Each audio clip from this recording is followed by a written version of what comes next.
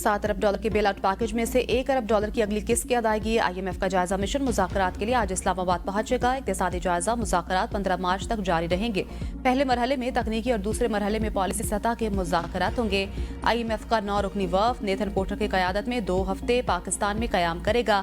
वफ़द आइंदा माली साल के बजट के लिए तजवीज़ भी देगा। IMF वफ़द की रजामंदी पर तनख्वाहदार तबके को रिलीफ मिलने का इम्कान। वफ़द के वज़ारत ख़जाना, वज़ारत तवन्नाई, मनसूबाबंदी और स्टेट बैंक के साथ मुज़ाकरात शेड्यूल हैं। इसके अलावा FBR, ओगरा, नेपरा समेत दीगर इदारों और वजारतों के साथ भी मुज़ाकरात होंगे। अगर दोबारा कोई 12 अक्टूबर मुसल्लत न हुआ तो पाकिस्तान 2 साल में माशी बहरान से निकल जाएगा।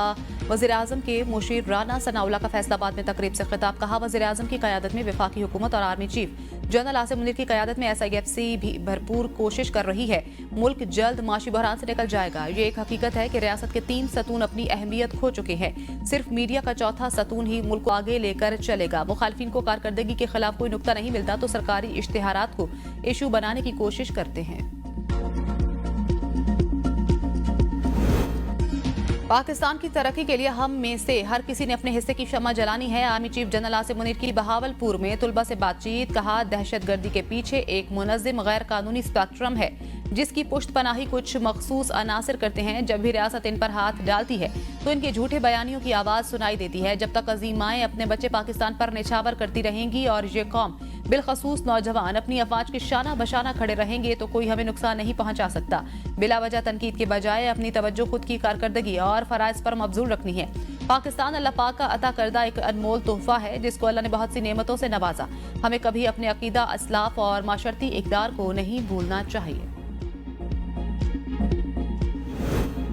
कीमतों पर कंट्रोल के हवाले से कोताही बर्दाश्त नहीं की जाएगी। वफाकी और सूबाई हुकूमतें सस्ते दामों अशिया खुरनोश की फराहमी यकीनी बनाए। वज़ीर आज़म शहबाज शरीफ की ज़ेर सदारत चीनी की कीमतों के कंट्रोल के हवाले से इजलास। कहते हैं, आवाम को अशिया खुरनोश में रिलीफ अवलिन तरजीह है। स्मगलिंग पर सख्त कार्रवाई की वजह से चीनी की स्मगलिंग के खात्मे में मदद मिली। वज़ीर आज़म की चीनी की कीमतों पर कंट्रोल के हवाले से सख्त इक़दाम उठाने और ज़ख़ीरा अंदोज़ी में मुलव्विस अनासर के खिलाफ सख्त कार्रवाई करने की हिदायत।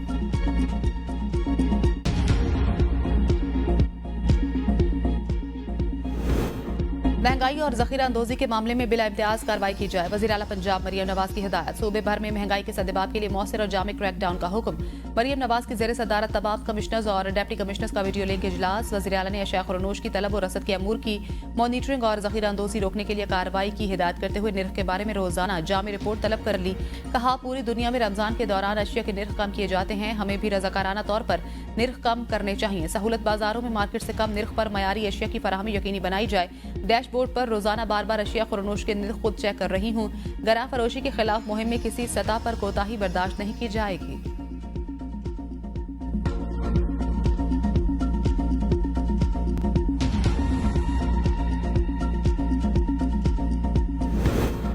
माह सयाम में सब्जियों और फलों के दाम बढ़ने पर रोजादारों को मुश्किलात। मुनाफाखोरों ने हुकूमती रेट लिस्ट को हवा में उड़ा दिया। सब्जियां और फल मनचाहे निर्खों पर फरोख्त। सफेद पोश तबके के लिए इफ्तारी करना भी मुश्किल हो गया।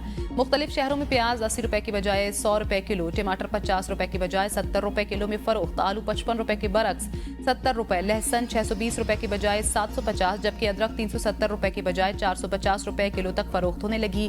सेब 300 से 400 रुपए किलो में फरोख्त। केला 220 से 350 रुपए फी दर्जन तक दस्तयाब। अमरूद 250 रुपए किलो, कीनू और माल्टा 200 से 400 रुपए दर्जन और खरबूजा 150 से 250 रुपए किलो तक फरोख्त किया जाने लगा। गोश्त की कीमतें बढ़ने पर भी रोजादारों को मुश्किलात। हुकूमत से मुनाफाखोरों और गरा फरोशों को लगाम डालने का मुतालबा। पहले इफ्तार पर हुकूमत के दावे धरे के धरे रह गए। जुड़वा शहरों रावलपिंडी, इस्लामाबाद समेत कराची, हैदराबाद, मियावाली, चकवाल और दीगर शहरों में गैस की लोड शेडिंग, सप्लाई मुअत्तल। इफ्तार और सहरी के वक्त मुतादिद इलाकों में गैस गायब होने से शहरियों को शदीद मुश्किलात का सामना। सुई गैस कंपनियों ने सहरो इफ्तार में गैस की फराहमी यकीनी बनाने का ऐलान किया था। शहरियों ने गैस प्रेशर में बेहतरी और रमजान शेड्यूल पर नजरसानी का मुतालबा किया है। वज़ीर आला सिंध के मुआविन खुसूसी वकार मेहदी का इजहार बरहमी। कहा, सुई सदरन गैस कंपनी अपना किबला दुरुस्त करे।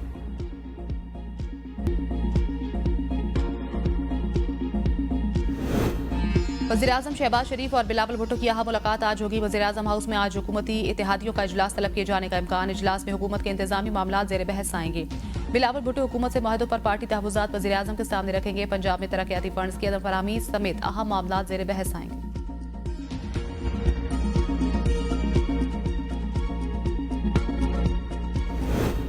वज़ीर-ए-आज़म से आज की मुलाकात का एजेंडा बिलावल भुट्टो को पता होगा। पंजाब में हमारे कारकुनों को तहफ़्फ़ुज़ात हैं। कमर ज़बान कायरा की प्रोग्राम डिबेट एट 8 में गुफ्तगू। कहा, तहफ़्फ़ुज़ात के हवाले से कुछ पर अमल हुआ, कुछ रहते हैं। दुनिया भर में पार्लिमान जजेस की तैनाती करती है। क्या 26वीं आईन तरमीम के बाद जजेस ने फैसले करना छोड़ दिए? माजी में हम भी हुकूमत के खिलाफ एहतजाज करते रहे। आज तक किसी एहतजाज के नतीजे में हुकूमत नहीं गिरी।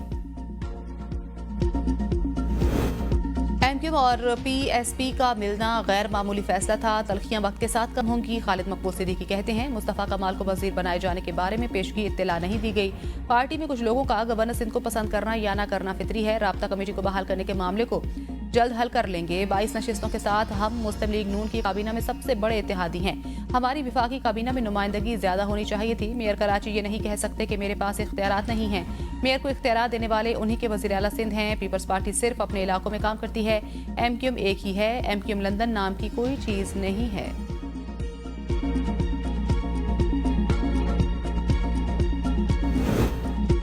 एमक्यूएम को पहले अपना भाव मालूम होना चाहिए। सईद गनी कहते हैं, इनसे पूछा जाए बल्दियाती इदारों के मुलाजमीन को वाजबात ना मिलने का सिलसिला कब से शुरू हुआ? एमक्यूएम की इस वक्त अपनी सूरत हाल बहुत खस्ता है। सूबाई हुकूमत ने जो तरक्याती मंसूबे शुरू किए उनका इफ्तिताह हो रहा है। तजावुजात को रोजगार से जस्टिफाई नहीं करना चाहिए। सड़कों से तजावुजात खत्म करनी है। ट्रैफिक जाम होता है तो लोग हमें बुरा भला कहते हैं।